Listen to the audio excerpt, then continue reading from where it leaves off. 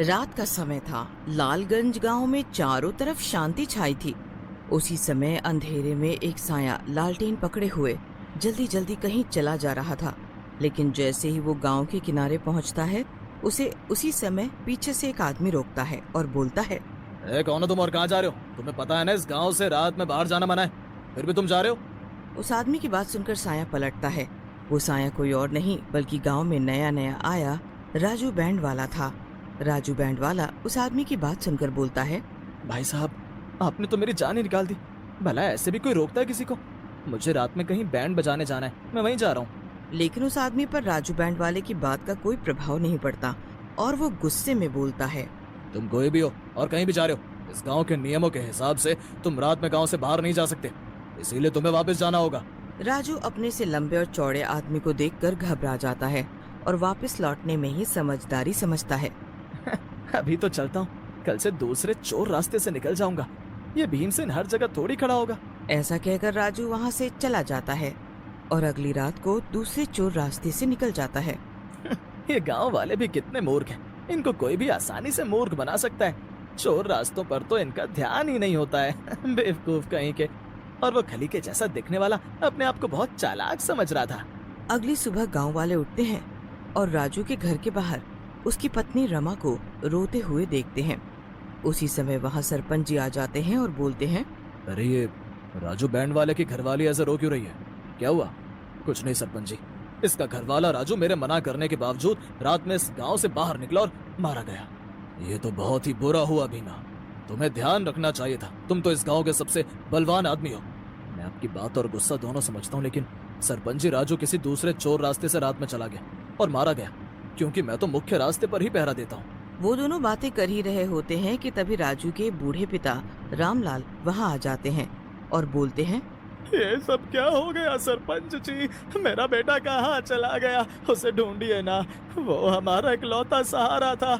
अब हम आपके भरोसे हैं। रामलाल की बात सुनकर वहीं खड़े गांव के कुछ जवान लड़के, जिनके नाम सोनू और मणि होते हैं, बोलते हैं, चाचा जी आप चिंता ना करो, हम गांव वाले मिलकर राजू भैया को ढूंढेंगे, क्योंकि अगर इसी तरह से गांव वाले रोज गायब होते रहे तो कुछ समय में इस गांव में एक भी आदमी नहीं रह जाएगा। फिर सोनू और मणि वहाँ से चले जाते हैं। मणि सोनू से बोलता है, सोनू भाई, आप गांव वालों से बोल तो आए हो कि लोगों को ढूंढोगे, लेकिन आपको पता है कि वो लोग कहाँ हो सकते हैं जो गायब हुए हैं? तुम्हारी बात में तो दम है, लेकिन मुझे न जाने क्यों लगता है लोगों को खो जाना जंगल में बहने वाली नदी से जुड़ा हुआ है। हम दोनों को उसी नदी के पास चलकर देखना चाहिए। फिर दोनों उस नदी के पास जाकर खड़े हो जाते हैं। दोनों काफी देर तक वहीं खड़े रहते हैं। उसी समय रात हो जाती है।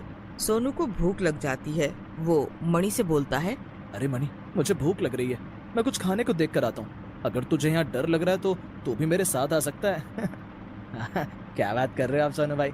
भला मैं क्यों डरने लगा? आप जाओ और कुछ खाने को लेकर आओ, मैं यहाँ इस जगह पर नजर रखता हूँ। फिर सोनू वहाँ से चला जाता है और मणि वहीं नदी के किनारे खड़ा होकर उसका इंतजार करने लगता है। थोड़ी देर बाद ही नदी में हलचल होने लगती है। अरे बाप रे, ये नदी में इतनी हलचल क्यों हो रही है?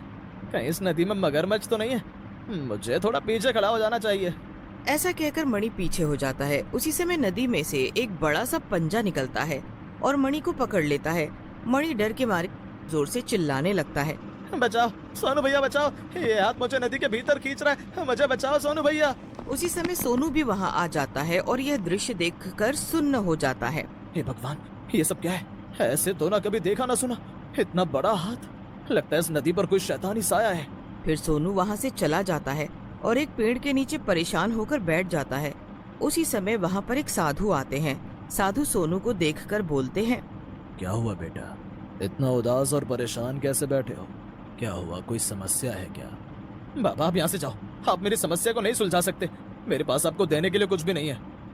बेटा, वैसे भी तू हम जैसे साधु को क्या दे देगा? हम तो साधु होते ही इस दुनिया को देने के लिए हैं। चल बता अपनी समस्या, शायद मैं तेरी कुछ मदद। सोनू को साधु बाबा की बातों में सच्चाई दिखती है और वो उन्हें रात को हुई दुर्घटना के बारे में बताते हैं। बाबा, अगर मैं रात में खाना लाने नहीं गया होता तो मणि की मौत नहीं होती। इस नदी ने गांव वालों के साथ साथ मेरे दोस्त को भी निगल लिया और मैं कुछ नहीं कर पाया। मैं अब गांव किस मुंह से जाऊंगा? तू परेशान क्यों हो रहा है बेटा? जो भी हुआ उसमें तेरा कोई हाथ नहीं था बेटे। ये सब तो उस चुड़ैल का किया धरा है। क्या कहा बाबा? चुड़ैल? तो मैंने जो हाथ देखा, क्या वो चुड़ैल का था? मुझे कुछ समझ नहीं आ रहा है। जरा विस्तार से पूरी बात बताइए। तू सच्ची आत्मा है और छोटे बच्चे की तरह साफ दिल का है। तू ही उस चुड़ैल से मुकाबला कर सकता है और अपने गांव वालों और दोस्तों को बचा सकता है। बाबा की बात सुनकर सोनू हैरान हो जाता है और खुश होकर बोलता है। क्या कह रहे हैं बाबा जी आप? आपकी बातों से तो लगता है कि जैसे मेरे गांव वाले और मेरा प्यारा दोस्त मणि जिंदा है। क्या ये सच है? हाँ, ये सच है कि तुम्हारे दोस्त जिंदा हैं और खूनी चुड़ैल के चंगुल में है, लेकिन वो ज्यादा दिन जिंदा नहीं रहेंगे, क्योंकि आने वाली अमावस्या के दिन वो चुड़ैल उनको मार डालेगी, क्योंकि उसे लगता है कि अगर वो 100 इंसानों की बलि देगी तो वो अमर हो जाएगी। फिर तो बाबा मैं अभी जाता हूँ और उस चुड़ैल से अपने दोस्तों को छुड़ा कर लाता हूँ। मैंने इसीलिए तुम्हें प्यारा सा बच्चा बोला था बेटा, तुम उस चुड़ैल से अकेले नहीं लड़ सकते, तुम्हें अपने गांव वालों की मदद लेनी होगी। जाओ और अपने सरपंच को इस बारे में जाकर बताओ। फिर सोनू बाबा से आज्ञा लेकर गांव चला जाता है और सरपंच को बाबा के साथ हुई पूरी बात बताता है, जिसे सुनकर सरपंच बोलते हैं। अगर ये बात सही है तो पूरा गांव तुम्हारे साथ है। हम अपने गांव वालों को बचाने के लिए कुछ भी करेंगे। फिर सरपंच और सोनू गांव वालों के साथ मिलकर जंगल में चले जाते हैं। वहां उन्हें साधु बाबा ध्यान लगाए हुए दिखते हैं। सरपंच बाबा को पहचान जाते हैं और सोनू से बोलते हैं। अरे सोनू बेटा, ये तो बहुत बड़े संत हैं। ये तुम्हें कहाँ से मिल गए? इनके तो दर्शन से ही सारे पाप धुल जाते हैं। उसी समय साधु बाबा अपनी आंखें खोलते हैं और सोनू को पास बुलाते हुए एक त्रिशूल देते हैं और बोलते हैं। ये शिव भगवान का पवित्र त्रिशूल है। तुम इस त्रिशूल को चुड़ैल के माथे पर गाड़ देना।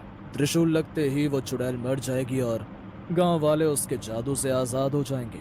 जैसे ही सोनू त्रिशूल को पकड़ता है, वो साधु बाबा वहाँ से गायब हो जाते हैं। सरपंच जी, मैं अब उस चुड़ैल को बुलाने जा रहा हूँ। आप सब गांव वालों को लेकर छुप जाओ और जब मैं आपको इशारा करूंगा तब आप सब बाहर आकर चुड़ैल पर हमला कर देना। ऐसा कहकर सोनू नदी के किनारे जाता है और जोर से चिल्लाता है। सोनू के चिल्लाने पर नदी के पानी में हलचल होती है और वही खूनी हाथ बाहर आता है, लेकिन जैसे ही हाथ उसकी ओर बढ़ता है, वो पवित्र त्रिशूल को उस हाथ से छू देता है। जैसे ही वो उस हाथ को छूता है, हाथ जलने लगता है। साधु बाबा की जय हो। ये पवित्र त्रिशूल तो सच में बहुत ही ताकतवर है। जैसे ही हाथ जलता है, वहाँ पर एक देवता आ जाते हैं और सोनू को बोलते हैं। सोनू, तुम्हारा शुक्रिया। तुमने मुझे इस चुड़ैल के चंगुल से आजाद करा दिया। मैं तुम्हें आशीर्वाद देता हूँ कि तुम इस चुड़ैल से जीत जाओ और इंसानियत को बचाओ। ऐसा कहकर देवता गायब हो जाते हैं। उसी समय चुड़ैल भी गुस्से में बाहर आती है और बोलती है। कौन है वो दुष्ट जिसने मेरे जादू को तोड़ा? मैं उसकी जान ले लूंगी। अपने सामने खड़े सोनू को देख चुड़ैल हंसने लगती है। तो तू है वो जिसने मेरे जादू को तोड़ा? इंसानों की भी हिम्मत बढ़ गई है। चुड़ैल अपने जादू से सोनू को बांधने लगती है। ये देख गांव वाले अपने लाठी डंडों से चुड़ैल पर हमला कर देते हैं। सोनू चुड़ैल के चंगुल से आजाद हो जाता है। फिर सोनू चुड़ैल को त्रिशूल के माथे पर गाड़ देता है। अरे अरे मर गई रे, अरे मर गई। नास मिटो, तुम सबने मिलकर मेरे किए कराए पर पानी फेर दिया रे। हाय रे हाय।